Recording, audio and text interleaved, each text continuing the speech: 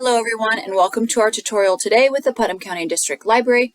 I'm Addie and today I'm going to be talking to you about Medicare scams.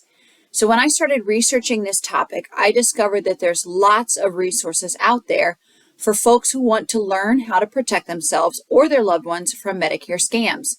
People who receive Medicare benefits are targeted by thieves and scammers constantly, and especially during the Medicare open enrollment period that takes place every year between October 15th and December 7th. That time will be here again before we know it, so I'm sharing info and tips from several great websites now so that you are prepared when that time rolls around again. I definitely encourage you to check out these websites on your own. I'll provide a link to them at the end of the tutorial like I usually do. They are awesome resources. There's so much good information there. I definitely recommend checking them out on your own. I'm going to begin with a couple common Medicare scams. So Medicare scammers use the same avenues to reach the public as other scammers: calling over the phone, texting, email, US mail, and even door-to-door visits. Most Medicare scams reported, however, have taken place over the phone, so that's something to just take note of. So the first common Medicare scam is calling to verify your identity. Someone calls and says that you must provide your identifying information in order to receive your new or updated Medicare card, thereby obtaining access to your full name and your Social Security number. They may even claim that there's a charge for your new card, requiring your credit card information, obtaining that from you as well. So that's number one. Number two, there are fake offers for free medical supplies. So the caller pretends to offer quality medical equipment or a checkup at no cost to you because it's covered by Medicare. They just need your Social Security number or your Medicare number to verify coverage and a credit card number to cover shipping costs. Then they've got all your pertinent info, enough to steal your identity, steal all your money, whatever they're out to do.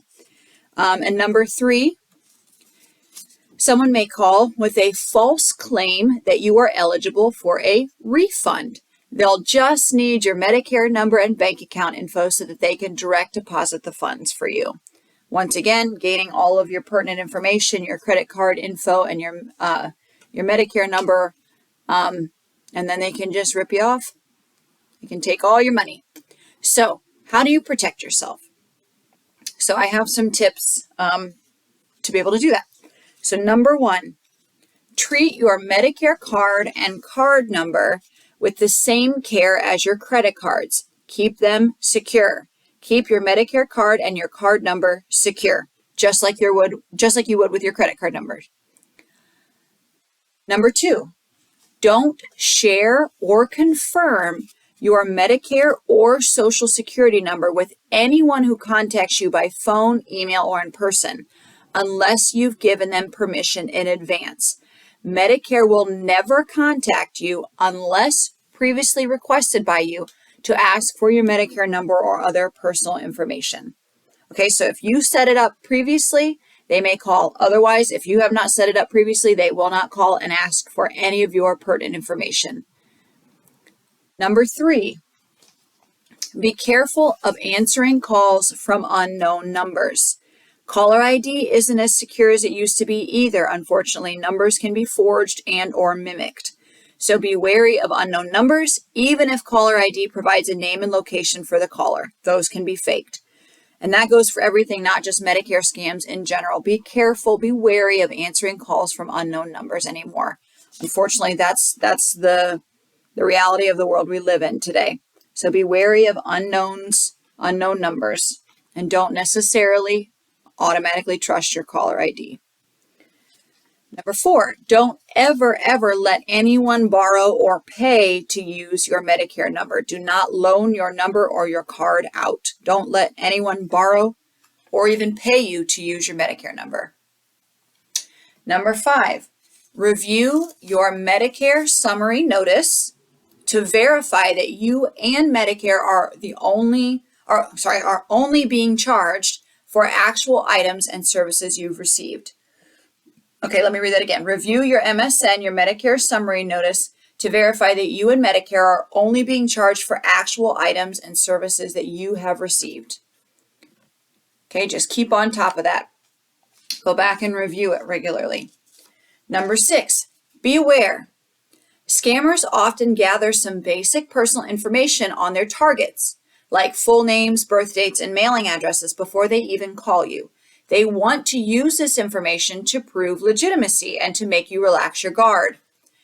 For example, being comfortable sharing additional sensitive information, i.e. credit card info, Medicare number, etc. Okay, so just know, they prepare. These scammers they don't call without being prepared. They know some basic information about you that can be found on the internet, so that you relax your guard, right? They're trying to trick you. Number 7, if you ever do doubt the legitimacy of a phone call, tell the person that you'd like to call them back and ask for their direct number. Oftentimes, scammers will get flustered and hang up. A legitimate entity will understand and respect your desire for security. So you can always ask for their number and say that you want to call them back to make sure that it is legit. That is a good way, that is a good tactic to really find out if it's legit or not, because the scammers will get flustered and they'll just hang up. If you start asking questions to them that they're not prepared for or don't want to answer, they'll just hang up, and then you'll know that it wasn't legit. And number 8, if someone calls and informs you that you owe money for Medicare, and they tell you that you must pay via gift card, wire transfer, or cryptocurrency, it's a scam. Do not pay them, right? That's my mantra at this point.